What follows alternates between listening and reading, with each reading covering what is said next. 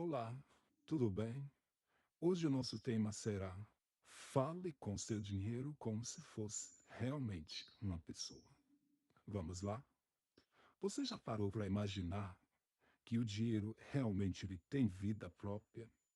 Que ele não é apenas um pedaço de papel que é impresso ou que tem números ou por que numa tela branca, mas sim uma presença viva que observa, que sente, que responde e se movimenta de acordo com a sua maneira e como você trata?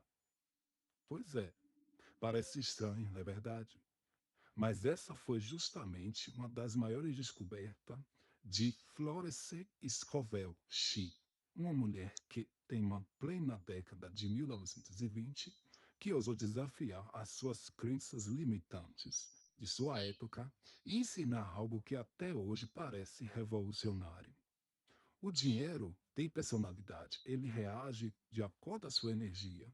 Florence não era apenas mais uma autora de autoajuda. Era uma visionária que caminhava contra a maré numa época em que nos Estados Unidos vivia o ecos da Primeira Guerra Mundial, enfrentando devastamente Grande Depressão. Imagine do cenário. Bancos quebrados, famílias inteiras sem sustentos, mulheres confinadas e papéis domésticos sem praticamente voz, sem espaço, sem liberdade financeira. Justamente nesses momentos de caos, desesperos coletivo, que Florence surgiu com uma voz diferente, quase profética. Ela afirmava sempre que antes de tudo mudar no mundo exterior, é preciso mudar a relação interior com o dinheiro. Mas como assim falar com o dinheiro? É sim, como se ele fosse um amigo, um confidente, alguém com quem você pode criar intimidade e respeito. Florence dizia também que a maioria das pessoas tratava o dinheiro como um inimigo ou como um fantasma. Incansavelmente, uns o temiam acreditando que ele corrompia e afastava-se da espiritualidade. Outros perseguiam com desespero como se fosse sempre insuficiente, escorregadio, intingível.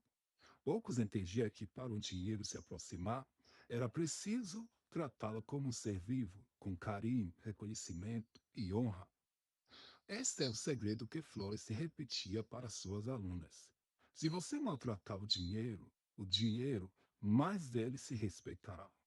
Se você responder na mesma medida, essa frase ressoava como um choque elétrico para mulheres que na época eram ensinadas a se contentar com pouco e não questionar, não sonhar com abundância.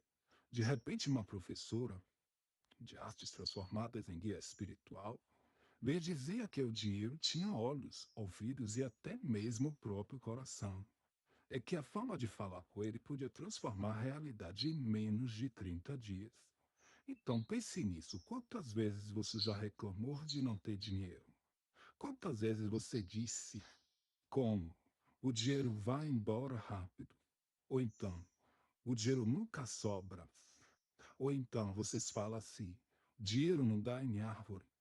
Florence, naquela época, chamava isso de insulto, quase como se fosse ofensa dirigida a uma pessoa. Imagine tratar um amigo assim, sempre criticando, desconfiando, dizendo que não é suficiente ou que realmente nunca faz nada. Nem por você, nem por ele, nem por ninguém. Qual seria a reação desse amigo? Ele se afastaria, é claro. E Florence dizia que o dinheiro acontecia exatamente o mesmo. É por isso que a sua proposta era tão ousada. Tratar o dinheiro como um convidado de honra. Um aliado fiel, uma pessoa amiga. Ela ensinava suas alunas a literalmente conversar com o dinheiro. Agradecer por chegá-lo, bendizendo quando saía, para pagar contas e até chamá-lo de volta, como com quem convida alguém querido para visitar a sua casa. Mas muitas vezes, por muitos, parecia uma brincadeira. Mas os resultados eram tão surpreendentes que tomavam provas vivas que havia algum produto nessa prática. E aqui começa a história que se encontra centenas de mulheres. Margaret, por exemplo, era uma costureira que vivia de pequenos trabalhos mal pagos. Ela tinha pavor de abrir a carteira e ver apenas moedas.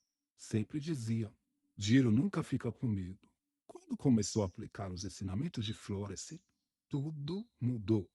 Em vez de repetir frases de escassez, ela passou a segurar a moeda e irá dizer: você é meu amigo fiel. Obrigado por estar comigo. Traga mais da sua família para me visitar. Poucas semanas depois, Margaret recebeu uma proposta inesperada de costurar para uma loja elegante no centro da cidade, e sua renda triplicou. Coincidência? Para Florence, não era uma resposta direta da energia do dinheiro. É um novo tratamento que recebia o outro.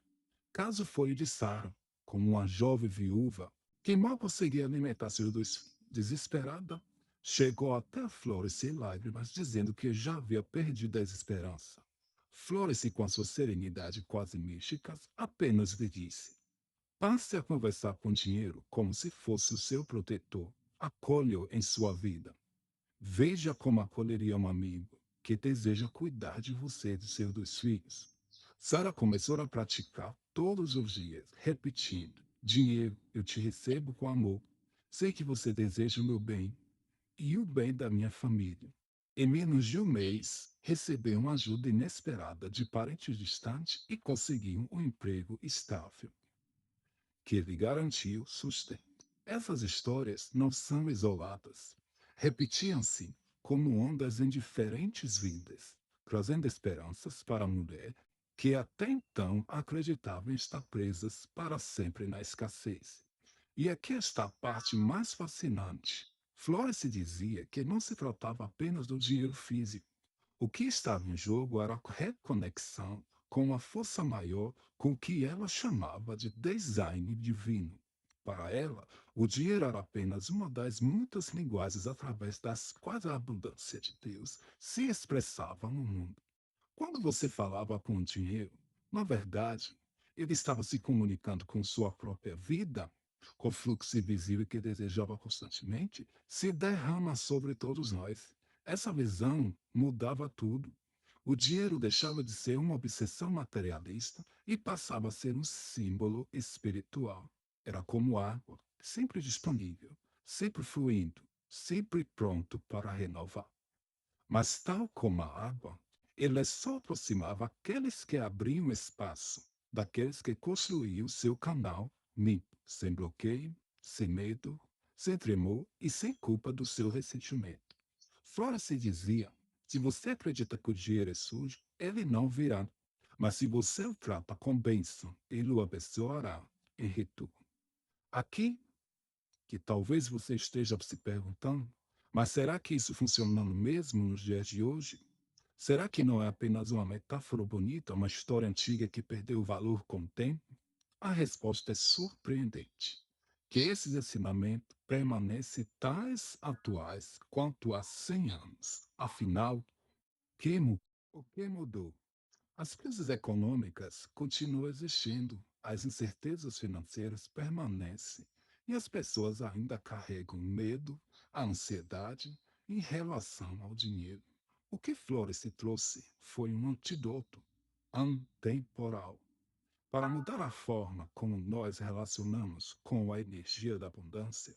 Imaginar por um instante se você realmente tratasse o dinheiro como uma pessoa querida, se em vez de reclamar quando paga uma conta, você agradecesse pela oportunidade de trocar energia, se em vez de sentir culpa, você acolhesse o dinheiro como prova de que é digno, que é capaz de estar conectado com o fluxo do seu bem, imagine como sua vida poderia mudar se você transformasse cada pensamento de escassez em uma saudação calorosa ao dinheiro, como quem abre a porta da própria casa para receber um amigo de longa data.